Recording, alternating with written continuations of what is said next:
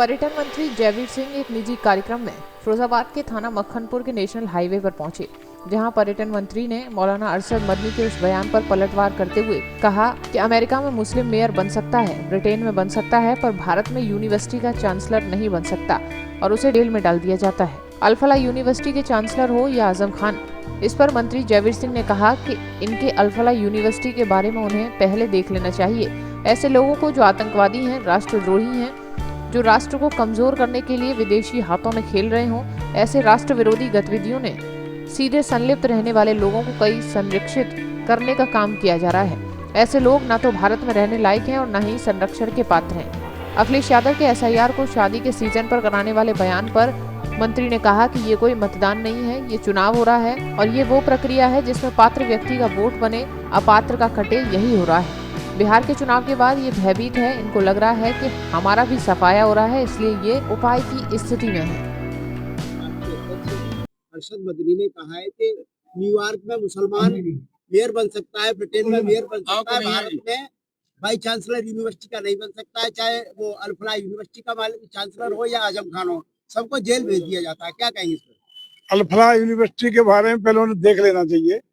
ऐसे लोगों को जो आतंकवादी हैं, जो राष्ट्रद्रोही हैं, जो राष्ट्र को कमजोर करने के लिए विदेशी हाथों में खेल रहे हों, ऐसे राष्ट्र विरोधी गतिविधियों में सीधे संलिप्त रहने वाले लोग या तो उनको संरक्षित करने का व्यक्ति कोई भी काम करेगा तो राष्ट्रद्रोह की परिभाषा में आएगा और निश्चित रूप से ऐसे लोग न तो भारत में रहने के पात्र हैं और न कोई संरक्षण के पात्र हैं।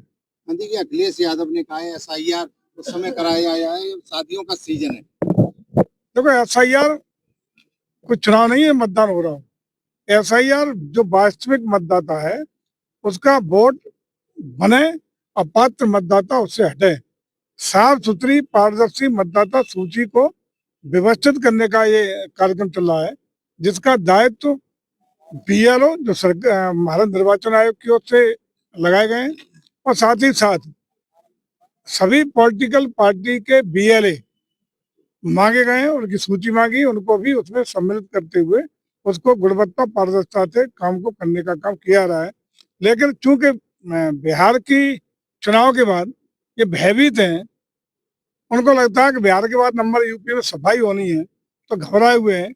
इसलिए जानबूझकर या कहें कि ऐसी उबापोह की स्थिति में परेशान है, भयभीत है, तो इस तरह की बयानबाजी करने का काम कर रहा है। सपा राष्ट्रीय महासचिव का कहना है कि आजम खान पे जो कार्रवाई हो रही है वो न्यायालय में दबाव, तो सरकार का दबाव है।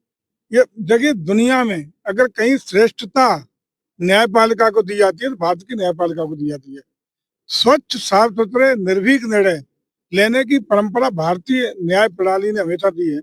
यह न्याय प्रणाली पर भी प्रश्न लगेंगे तो संवैधानिक जो संस्थाएं उनको कमजोर करने का सीधा प्रयास होगा। मैं समझता हूँ कि न्यायपालिका पर प्रश्न नहीं लगाने जाने चाहिए। अखिलेश यादव ने कहा है कि जहां उनके विधायक हैं वहां से 50-50 हजार वोट हर विधानसभा से काटने की तैयारी है। 5 कटे या 50,000 कटे, जो गलत होगा वो कटेगा, वास्तविक जो सही है वो बचेगा।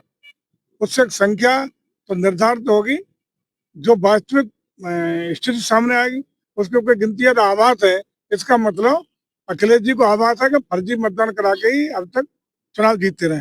अखिलेश यादव ने कहा है कि अब पश्चिम बंगाल और यूपी पे नजर है चुनाव आयोग की बीजेपी के साथ, पूरे देश पर नजर है इस बात की।